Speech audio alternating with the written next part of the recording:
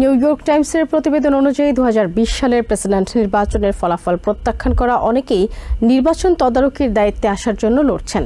এর ফলে আসন্ন মধ্যবর্তী নির্বাচনের প্রক্রিয়া এবং প্রশাসনিক কাঠামো নিরপেক্ষতা নিয়ে গভীর উদ্বেগ প্রকাশ করেছেন বিশ্লেষকরা। এটিকে মধ্যবর্তী নির্বাচনের প্রভাব খাটাতে প্রেসিডেন্ট ডোনাল্ড ট্রাম্পের সুপরিকল্পিত কৌশলের অংশ বলে বর্ণনা করেছেন আইন বিশেষজ্ঞ মো আইভরি।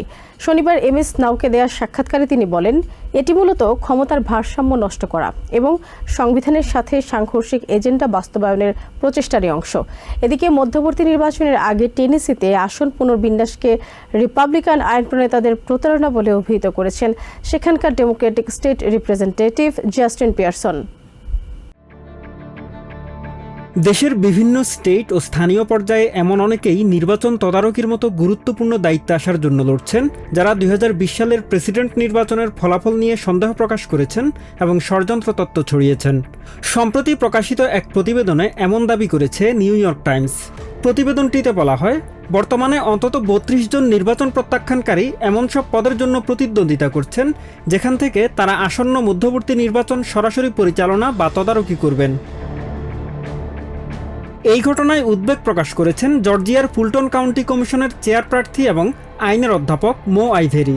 শনিবার এমএস নাউকে দেয়া সাক্ষাৎকারে তিনি দাবি করেন, নির্বাচন প্রক্রিয়ায় বিতর্কিত ব্যক্তিদের নিয়ে আসার ঘটনা প্রেসিডেন্ট ট্রাম্পের সুপরিকল্পিত কৌশল।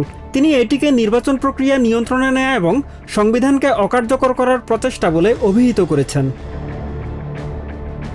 আইভেরি বলেন, অনেক নির্বাচন কর্মী ও প্রশাসক বহু বছর ধরে সততার সঙ্গে দায়িত্ব পালন করলেও বর্তমান রাজনৈতিক পরিস্থিতির কারণে তারা মানসিক চাপে রয়েছেন। তিনি জোর দিয়ে বলেন, নির্বাচন পরিচালনার দায়িত্বে যারা থাকেন তাদের নিরপেক্ষ থাকা বাধ্যতামূলক। তবে বর্তমানে যেভাবে নির্বাচন প্রত্যাখ্যানকারীদের প্রশাসনিক পদে বসানোর চেষ্টা করা হচ্ছে, তাতে এই নিরপেক্ষতা নষ্ট হওয়ার ঝুঁকি তৈরি হয়েছে।